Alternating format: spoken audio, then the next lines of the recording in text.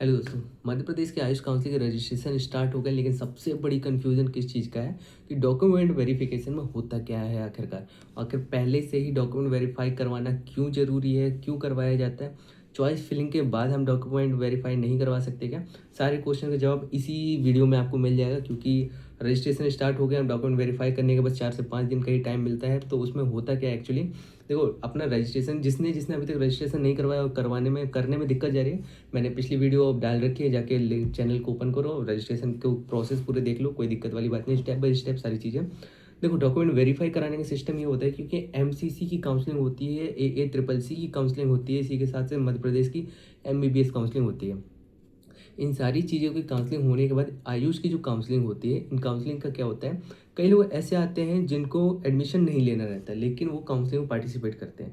अब प्रॉब्लम किनके लिए होती है? जिनके नंबर बहुत कम है। कितने कम? 200 नंबर, 150 नंबर, 300 नंबर, मतलब इस नंबर रेंज के लोग होते हैं और उनको एडमिशन नहीं कराना रहता, लेकिन वो बस काउंसलिंग में पार्टिसिपेट कर रहे होते हैं।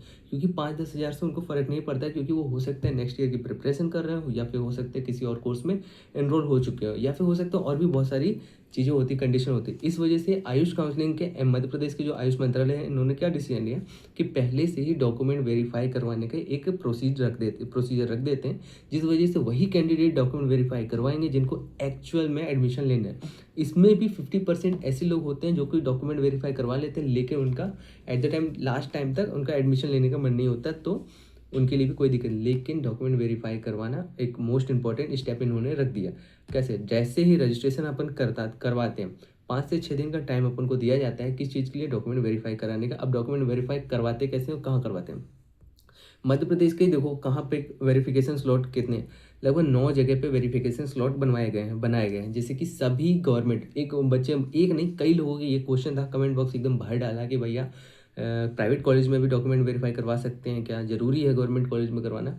तो बिल्कुल नहीं, प्राइवेट कॉलेज में आपको जाना ही नहीं है। आयुष मंत्रालय ने सादी सीधी सीधी गाइडलाइन दे रखी है कि सभी गवर्नमेंट कॉलेज में ही डॉक्यूमेंट का वेरीफाई होगा। और कौन कौन से डॉक्यूमेंट, सॉरी, कौन कौन से जगह पे होगा? जितने भी गवर्नमेंट मेडिकल कॉलेज हैं आयुर्वेद के, उनमें, जैसे कि भोपाल हो गया, इंदौर, उज्जैन, ग्वालियर, बुरहानपुर, रीवा, जबलपुर, इनके साथ साथ होम्योपैथी का जो भोपाल का कॉलेज है वहाँ, और एक हाकिम सैयद जो गवर्नमेंट यूनानी कॉलेज है वहाँ पे। तो टोटल 7 गवर्नमेंट आयुर्वेदा, एक होम्योपैथी और एक अपना यूनानी।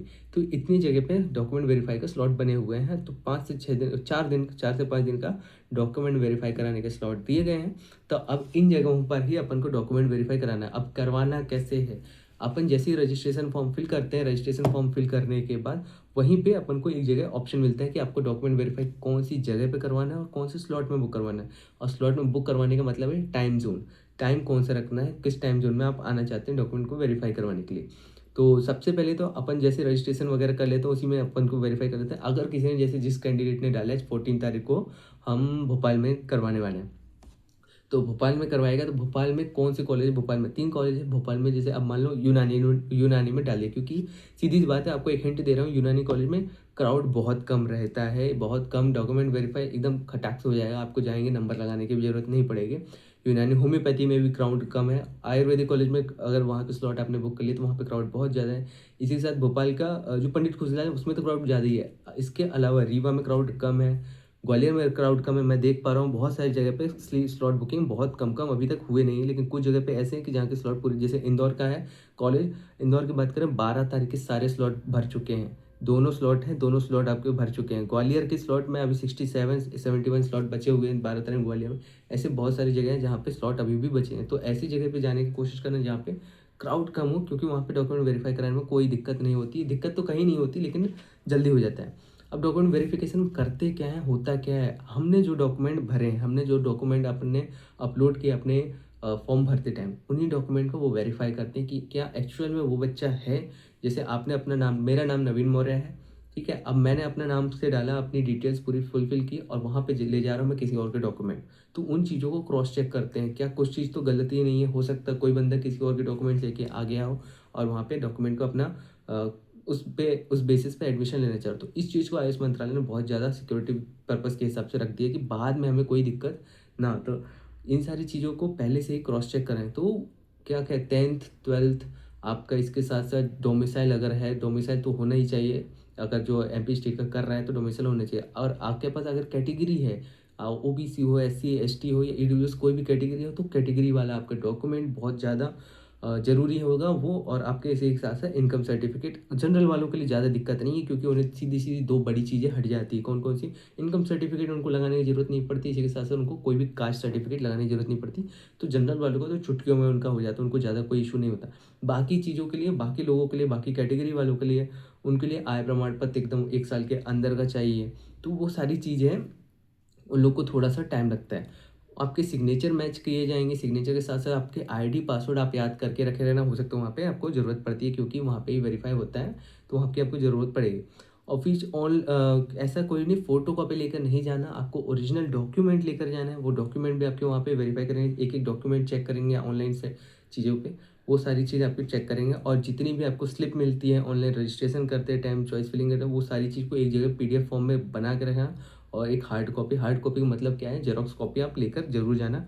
कलर हो पाए कलर ले जाना, ब्लैक एंड वाइट हो पाए तो ब्लैक एंड वाइट ज़्यादा अच्छा रहता है। कलर कॉपी क्योंकि 2-3 रुपए से फ़र्क पड़ने से कोई फ़र्क नहीं पड़ता, आपको भी पता है इस चीज़ के बारे में।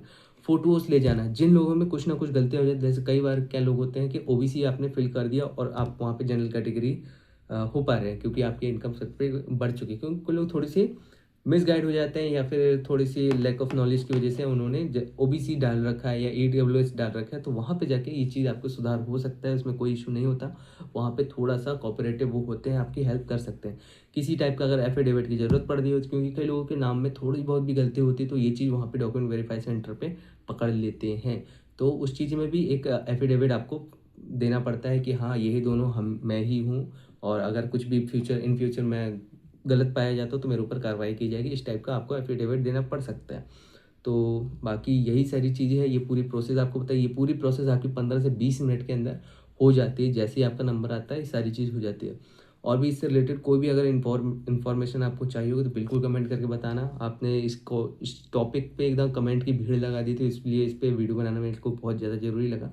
बाकी वीडियो अगर पसंद आई होगी तो लाइक किए बिना तो मत ही जाना, और जिसने अभी तक सब्सक्राइब नहीं किया है तो वो सब्सक्राइब कर देना। तब तक के लिए take care and bye bye.